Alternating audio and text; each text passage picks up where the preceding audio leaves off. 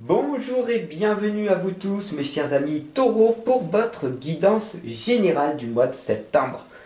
Aujourd'hui je vais utiliser avec vous l'oracle des sirènes, l'oracle de guérison de l'âme et on est parti sans plus tarder car votre temps est précieux et je n'ai pas envie de vous le faire perdre.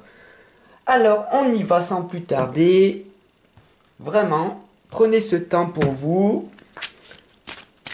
Cette guidance, elle est là pour vous faire progresser, pour vous sentir bien, énergisé, boosté. Et c'est l'essentiel de cette nouvelle rentrée. Voilà, tout simplement. Hop là.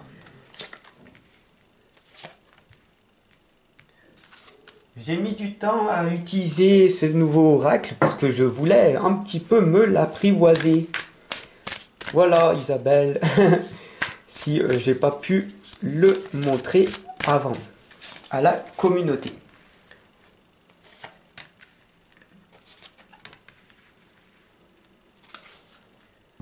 Allez, c'est parti, on y va. On va voir donc ce qui va se passer pour vous, mes chers amis taureaux. Et on voit ici déjà la première lame qui est d'honorer le principe masculin. Alors, mesdames, il faut falloir respecter les hommes et il va falloir que vous compreniez que le monde a changé.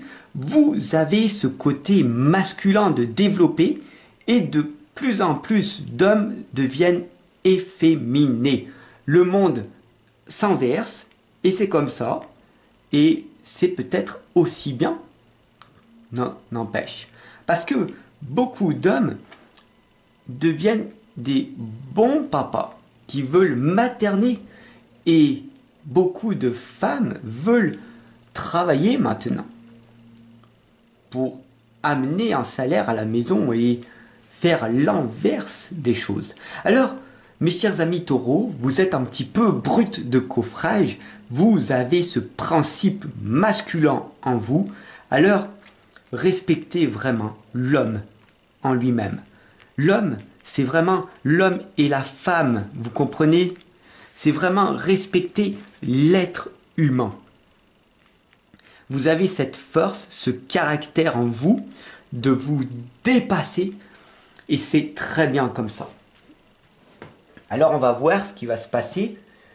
C'est je me libère de l'enfermement. Ne soyez plus emprisonnés dans ce mental. Ne restez plus dans cet ego. D'accord? L'ego qui vous indique tout simplement de sortir de votre tête. À chaque fois que vous avez une réponse négative qui vient en vous, je n'en suis pas capable, je n'y arriverai pas, c'est pas fait pour moi.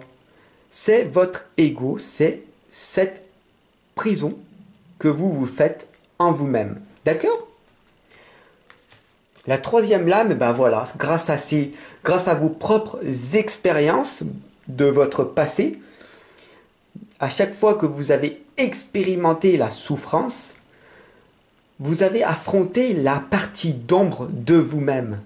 Et du coup, vous gagnez parce que vous devenez de plus en plus fort.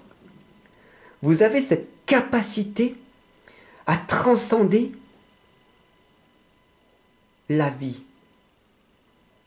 Et ça, c'est délectable. D'accord? Alors ici, on a la lame de la télépathie. C'est la communication non verbale, c'est la lecture de pensée, c'est la télépathie. Tout simplement, il faut prendre conscience que tout est amour, je vous le dis en permanence, que tout est interconnecté et que si tu as cette impression d'être seul, c'est qu'il y a un vide à l'intérieur de toi que tu dois combler. Et ce comblage, c'est de t'aimer davantage. Pas d'être aimé, mais de t'aimer. Être aimé, ça veut dire plaire à tout le monde. Aimer, c'est s'aimer en priorité, sortir de cette prison mentale dans laquelle tu te mets, en règle générale, tout seul, de vivre tes propres expériences négatives pour passer à l'action par la suite. Alors ici, on a le transgénérationnel. Je travaille sur ma lignée. Je ne t'expliquerai pas ce qui se passe. Chaque personne doit être curieuse de ce qui se passe dans ses propres générations.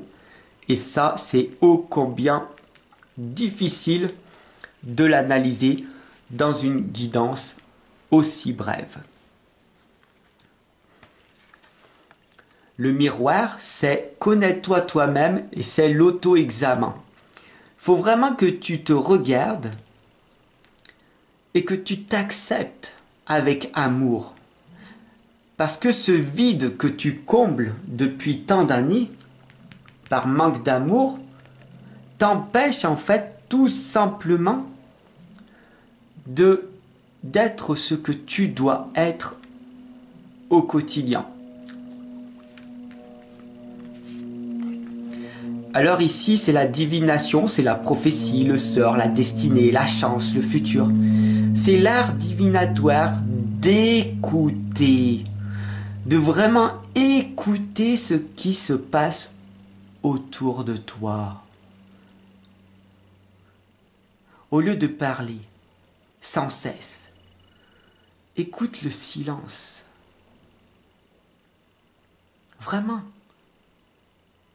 Parle-toi à toi-même, antérieurement.